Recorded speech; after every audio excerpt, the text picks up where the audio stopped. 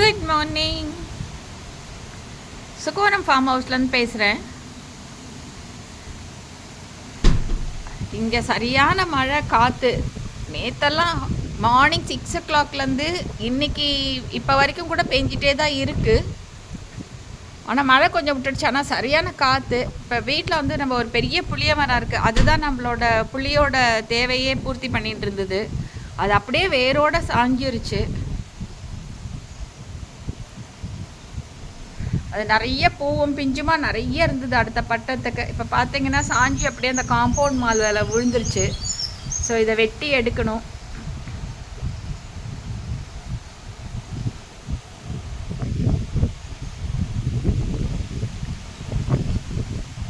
அதே மாதிரி தான் வாசலில் வந்து ஒரு மந்தாரை வச்சுருந்தோம்.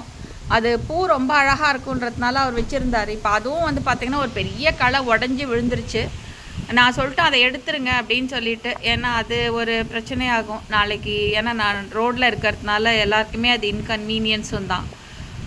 பட் இங்கே வந்து பார்த்திங்கன்னா மற்றதெல்லாம் அவ்வளோ பெரிய டேமேஜ் இல்லை. ஆனால் அந்த கார்னர் இருக்க தென்னை வந்து என்னமோ ஒரு பக்கம் அப்படியே சாஞ்சா மாதிரி இருக்குது. அது இன்னும் கிட்ட போய் நான் பார்க்கல. இப்போ நம்ம உள்ளேருந்தே நான் வீடியோ எடுத்துன்னு இருக்கேன் அந்த கிரில் கேட் வழியாக வச்சு.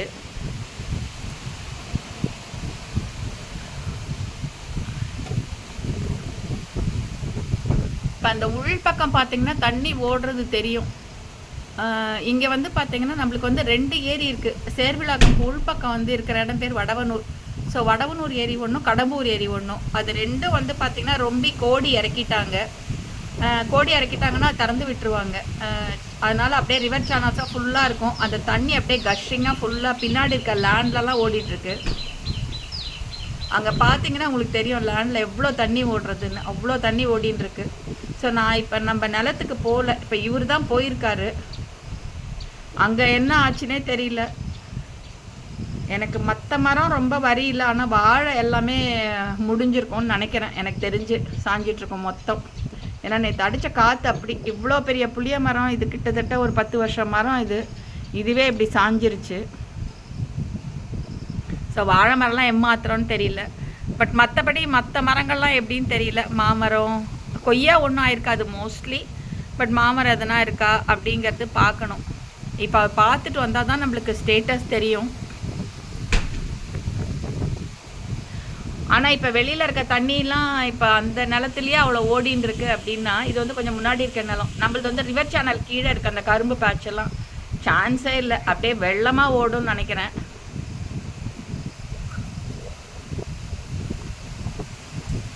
இன்னும் ஒரு 2-3 டேஸ்க்குலாம் நான் இறங்கவே முடியாது. நான் நிலத்துக்கு போவேனானே தெரியல. ஆனால் அங்கே வந்து சிக்ஸ் இருக்கிறதுனால இவர் இன்றைக்கி போயிருக்காரு. டாக்ஸ் வேறு அங்கே இருக்குது. அவங்கள கூட்டிகிட்டு வர முடியாது. ஏன்னா வெள்ளமாக இருக்கீங்க. 2 டாகை பிடிச்சி கூட்டிகிட்டு வரதெல்லாம் கஷ்டம். ஸோ அதனால் அங்கே எல்லாருக்கும் தீனி வைக்க போயிருக்காரு. மேபி நாளை இது இன்றைக்கி சப்சைட் ஆகிடும். இப்போ காற்று மட்டும்தான் இருக்குது, வெயில் இல்லை, மழை இல்லை. கொஞ்சம் சப்சைட் ஆகிடுச்சுன்னா will try to bring both of them here. கோழிக்கு மட்டும் ஃபுல்லாக ஒரு 2 டேஸ்க்கு அப்படி வச்சிடலாம் அப்படின்னு யோசிச்சுட்டு இருக்கோம். மேபி அப்படி போகச்சா அவரை ஒரு வீடியோ ஒன்றா எடுக்க சொன்னால் என்ன நிலமையில இருக்குன்னு. ஆனால் அவர் வந்தால் தான் டோட்டலாக எங்களுக்கும் தெரியும். இது என்னென்னா எங்களது வந்து சேர்விளாகம் வந்து பார்த்திங்கன்னா விழுப்புரம் மாவட்டமாக இருந்தாலும் பாண்டிச்சேரி காரைக்காலுக்கு க்ளோசர் இது. ஸோ அதனால் வந்து காரைக்காலில் மழை பெஞ்சாலும், பாண்டிச்சேரியில் மழை பெஞ்சாலும், விழுப்புரம் மாவட்டம் ரெயின் சொன்னாலும் எல்லா இடத்துக்கும் நாங்கள் வந்து போட்டு தாக்கிறோங்க எங்களை.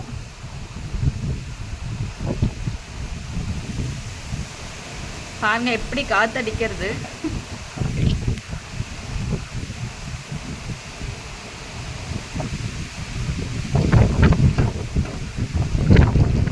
ஆனால் உள்ளெல்லாம் பெருசாக இங்கே தண்ணியெலாம் நிற்காது இந்த இடத்துலலாம்.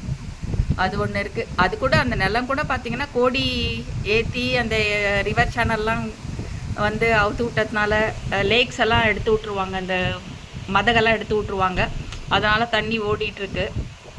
ஆனால் இது இங்கே வந்து பார்த்திங்கன்னா வில்லேஜுன்றதுனால கரெக்டாக அந்த ஏரி கால்வாய் இருக்கும். ஏரி கால்வாயிலேருந்து குளத்துக்கு போகும்.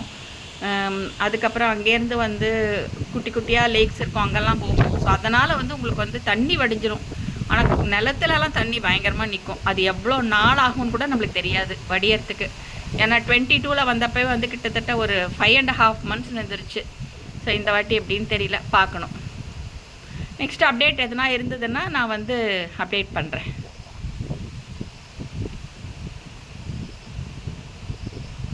ஆனால் இதில் வந்து இந்த மிளகு கொடி வந்து இப்போ காய் வச்சுருந்தது ஆக்சுவலாக இந்த இதில் ஏற்றி வச்சுருந்தோம் முருங்கையில்.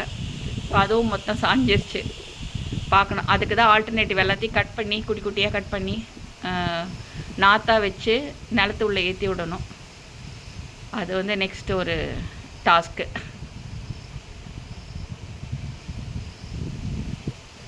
நெக்ஸ்ட் அப்டேட் என்னன்றது நான் அப்புறம் போஸ்ட் பண்ணுறேன். தேங்க்யூ.